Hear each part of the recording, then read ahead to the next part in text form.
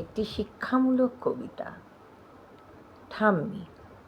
ছোট্ট ঋতু রমাদেবীকে এসে বলে, ঠাম্মি, ও ঠাম্মি, আজ তোমার কাছে কিন্তু আমি শোবো। রাত্রে তোমার আমাকে অনেক গল্প করতে হবে। রাজকন্যে, রাজপুত্র, ব্যঙ্গমা ব্যঙ্গমী, রাক্ষস খোক্ষস সব গল্পই কিন্তু আমি শুনব। রমাদেবী বলে, ভাই, আজকে মনটা আমার খুব খারাপ, তুমি মা বাবার কাছেই চলে যাও, আজকে আমার কাছে শোবে না, আমার ভালো লাগছে না ভাই। ঋতু বলে, কেন ঠাম্মা, কেন তোমার কেন মন খারাপ, আমায় বলো। রমাদেবী বলে, ভাই, আমি এখন সংসারের বোঝা হয়ে গেছি। তোমাদের সাথে আর তোমার বাবা আমায় রাখবে না, কাল আমায় বৃদ্ধাশ্রমে পাঠিয়ে দেবে, তবে তোমার সাথে আমি কিভাবে খেলব? ঋতু প্রশ্নের পর প্রশ্ন করে চলে। ঠাম্মি, চলো না একটু ছাদে ঘুরে আসি, চলো না।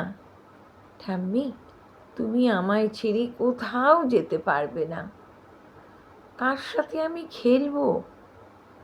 তোমার মতো আমাকে কেউ তো ভালোবাসে না।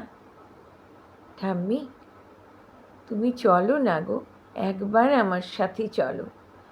রমাদেবী অঝরে কাঁদতে থাকে। ঋতু গলা জড়িয়ে ধরে বলে, ঠাম্মি, তুমি কেঁদো না, তুমি কেঁদো না গো। অসিতবাবু ঘরের পাশ দিয়েই যাচ্ছিলেন। নাতনি আর ঠাম্মার কথা শুনে সে বলে যে, আমি এত বড় একটা ভুল করতে যাচ্ছিলাম, কিভাবে আমি এদের আলাদা করে দিচ্ছিলাম। আর যে মা আমায় ছোট থেকে বড় করেছে এত কষ্ট করে, বৃদ্ধ বয়সে তাকে আমি বৃদ্ধাশ্রমে রেখে দিয়ে আসতে চাচ্ছি। ধিক, সত্যি আমার কি বুদ্ধি ভ্রষ্ট হয়েছিল? এই বলে অসিতবাবু ঋতু এবং রমাদেবীর সামনে এসে দাঁড়ায়। বলে, ঋতু, তোমার ঠাম্মি কোথাও যাবে না। কোথায় যাবে আমাদের ছেড়ে? তোমায় কে গল্প শোনাবে? তুমি কার সাথে খেলবে? মা, তুমি একদম মন খারাপ করো না, তুমি কোথাও যাবে না। যতদিন তুমি বাঁচবে আমাদের সাথেই তুমি থাকবে। আর ঋতু, ঠাম্মা পাবে কোথায় তুমি চলে গেলে? মা, তুমি ঋতুকে নিয়ে তোমার ঘরে যাও আর দুজনে গল্প করেই ঘুমিয়ে পড়ো। আমি খুব ভুল করতে যাচ্ছিলাম মা, আমায় তুমি ক্ষমা করো। এই বলে অসিতবাবু মাকে জড়িয়ে ধরে অঝরে কাঁদতে থাকে। রমাদেবী বলেন, কাঁদিস নে বাছা, আমি কোথাও যাব না, সারা জীবন তোদের সাথেই থাকব।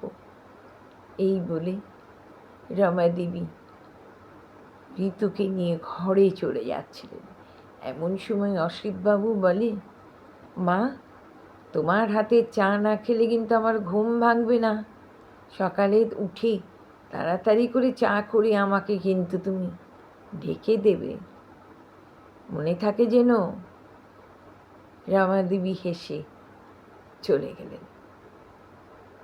কণ্ঠে সুচন্দ্রা বিশ্বাস, লিখনীতেও সুচন্দ্রা বিশ্বাস।